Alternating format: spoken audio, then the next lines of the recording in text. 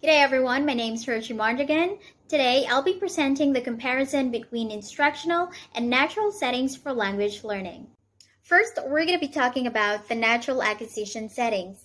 In natural acquisition settings, the learner is exposed to the language at work or in a social interaction. Or if the learner is a child in a school situation where most of the other children are native speakers of the target language and where the instruction is directed toward the native speakers rather than toward the learners of the language. In such a classroom, much of a child's learning takes place in interaction with peers as well as through instruction from the teacher. Now we will talk about the structure-based instructional settings. In structure-based instructional environment, the language is taught to a group of second or foreign language learners. The target of the teaching here is on the language itself rather than on the message carried by the language. Now we will be talking about communicative instructional settings. Communicative, content-based, and task-based instructional environments involve learners whose goal is learning the language itself. However, the style of instruction places emphasis on interaction, conversation, and language use rather than on learning about the language. The topics that are discussed in communicative and task-based instructional environments are often of general interest to the learner. For example, how to obtain a driver's license. On the other hand, in content-based language teaching or CBLT, the focus of a lesson is usually on the subject matter, such as history or mathematics, which the students are learning through the medium of the second language or the target language. In natural acquisition setting, language is not presented step by step. Learners' errors are rarely corrected.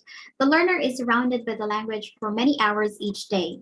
The learner usually encounters a number of different people who use the target language proficiently. Learners observe or participate in many different types of language events, such as proofreadings, commercial transactions, and many others. In structure-based instructional setting, linguistic items are presented and practiced in isolation one at a time. Learning is often limited to a few hours a week. In situations of foreign language learning, the teacher is often the only native or proficient speaker the student comes in contact with. Students experience a limited range of language discourse types. Students often feel pressure to speak or write the second language and to do so correctly from the very beginning. Teachers may use the learner's native language to give instructions or for classroom management. In communicative instructional settings, input is simplified and made comprehensible by the use of contextual cues, props, and gestures rather than through structural grading. There is a limited amount of error correction on the part of the teacher and meaning is emphasized over form. It is usually only the teacher who is a proficient speaker. A variety of discourse types may be introduced through stories, peer and group work, the use of authentic materials such as newspapers and television broadcasts. There is little pressure to perform at high levels of accuracy, and there is often a greater emphasis on comprehension than on production, especially in the early stages of learning. Modified input is a defining feature of this approach to instruction.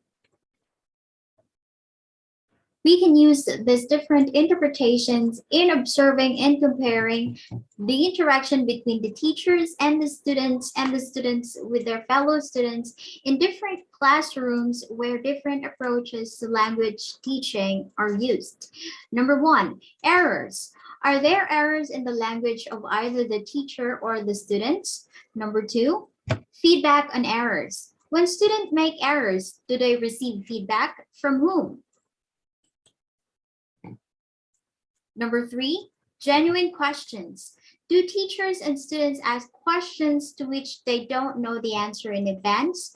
Number four, display questions. Do teachers ask questions that they don't know the answer to so that learners can display their knowledge of the language or lack of it? Number five, negotiation for meaning. Do the teachers and students work to understand what the other speakers are saying? What efforts are made by the teacher? What efforts are made by the students? Number 6, and lastly, metalinguistic comments. Do the teachers and students talk about the language in addition to using it to transmit information? Here are some corrective feedback in the classroom that we might use or we might already be using. Number 1 is explicit correction. Number 2, recasts. Number 3, metalinguistic feedback. And number 4, clarification requests. Questions and the teacher's questioning behavior are very fundamental in engaging the students in interaction and exploring how much they understand. Here's a list of strategies that we can use in questioning.